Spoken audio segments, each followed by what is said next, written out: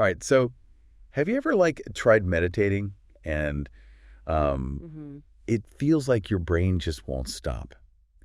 We're diving deep into meditation today. Okay. And trust me, it's a lot more than just empty your mind or whatever. Right. We've got excerpts from this text called Arambier TDF.pdf. Okay. And it really gets into what's actually going on when we try to tame our thoughts, Yeah. And it gets to this really key point about why meditation is so hard for people. Oh, tell me about it. The text, it admits that whole instant stillness thing. Yeah. That can be the hardest part. Seriously. Shouldn't relaxing be, relaxing? Right. But this text, it's not just about giving you tricks to quiet your mind. Okay. It's about figuring out why our minds resist that stillness. I like it. Get on the philosophical. Yeah. And speaking of deep thoughts, get this. The text talks about encountering this black screen when you close your eyes to meditate. It calls it Bear. I love that. Our minds turn into one of those old-timey movie screens, just waiting for something to happen. That is such a powerful image, and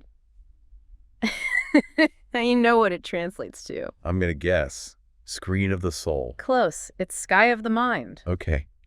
I like it. So picture how massive the sky is, and now that's where all your thoughts are hanging out. Whoa, okay. I get it.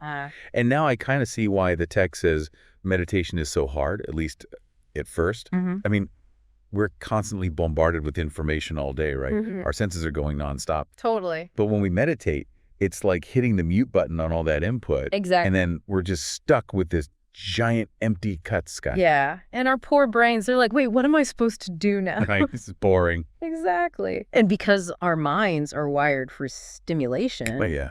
they freak out a little in that emptiness. That's where the actual work of meditation starts. And this text, let me tell you, it does not mess around. What do you mean? It talks about meditation as killing the mind. Whoa. Intense. Right. Definitely a strong image. But we're not talking about literally destroying our brains, are we? Definitely not literally. It's about taming that monkey mind, all that nonstop chatter. Oh, I know that monkey well. Right. So it's not about erasing your mind, but noticing those thoughts and eventually not being so controlled by them. So instead of silencing my mind, I need to become the ringmaster of this mental circuit. That's a great way to put it. And to get that, the text goes into how our senses are what create the mind we're trying to manage.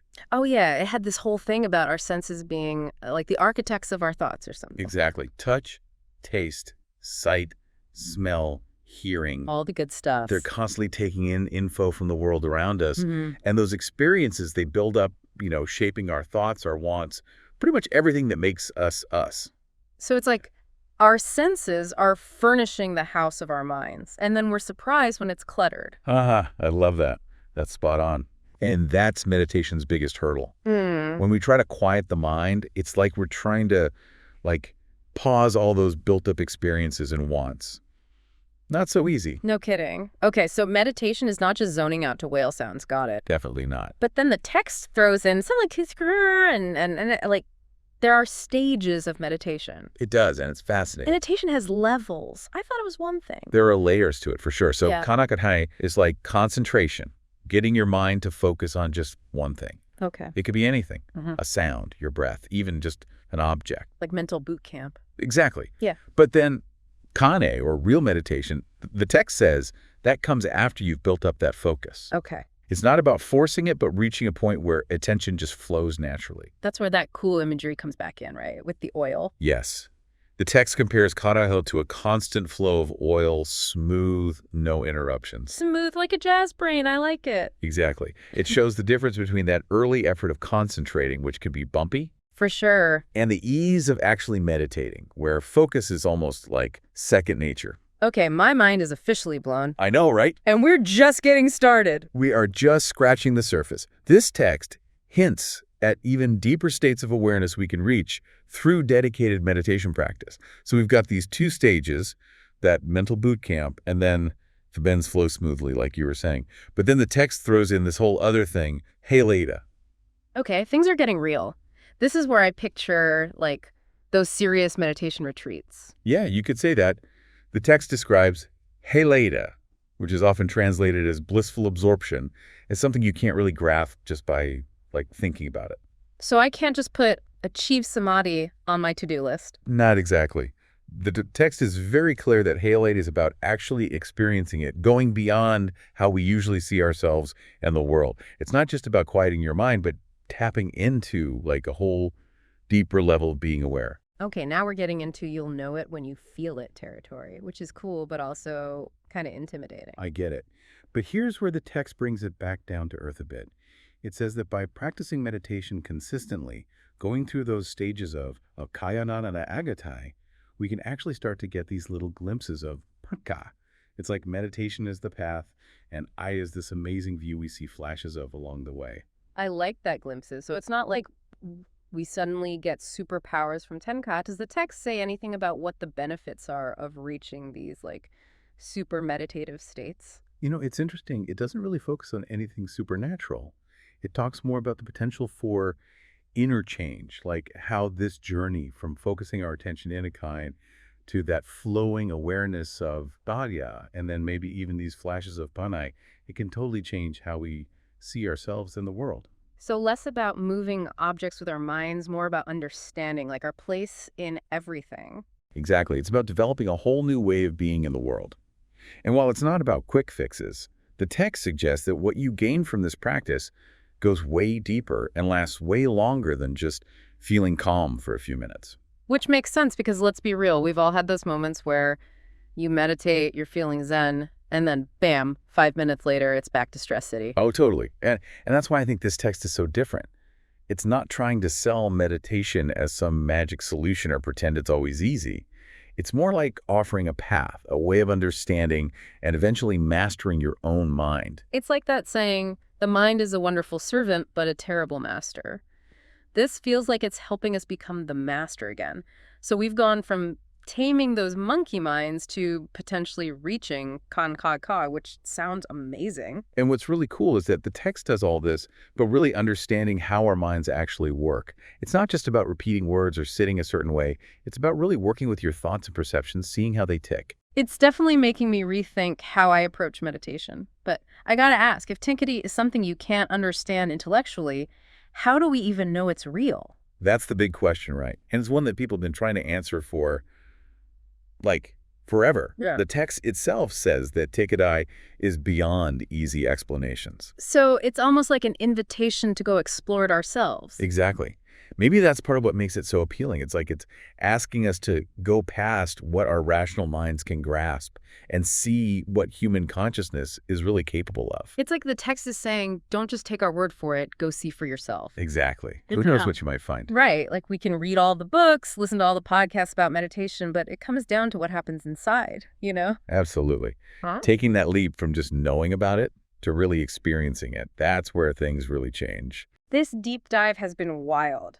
From the black screen to the Tenka, this text is giving us a lot to think about, and maybe even more to actually do.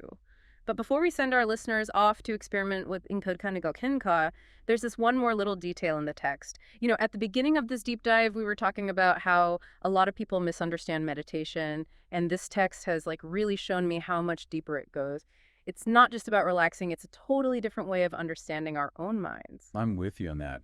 This text doesn't shy away from how deep and complex meditation actually is. It gets the struggles, the details, and the amazing potential of this whole ancient practice. And it still manages to give us practical tools, like those 2 stages of meditation with Kinka Kakai in every way. It's like a map for our minds. It really is. It gives us this framework for understanding that journey from simply focusing to maybe even experiencing those broader states of consciousness, those glimpses of Tenka. Speaking of which, there's this one more cool idea in the text we should talk about. Oh yeah, you mentioned there was one more thing before we wrapped up. Exactly. Remember how the text talks about the senses, how they're like architects building up our experience and shaping our minds? Well, it says each sense has a corresponding element: earth, water, fire, air, and space. Okay, this just got interesting. So touch is connected to earth, that kind of thing. Yeah. And the text suggests that by understanding these connections, we can get an even deeper understanding of how our senses shape our thoughts. Got it. But how does this tie back to meditation? Imagine being aware of these elements inside yourself, not as ideas, but as actual experiences.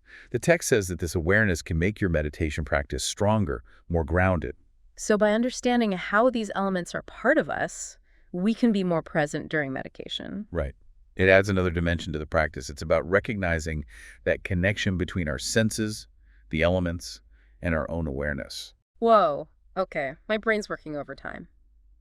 This one text has changed how I see meditation. For anyone listening who's feeling inspired but maybe a bit overwhelmed, what would you say is the biggest takeaway from katakara PDF.pdf?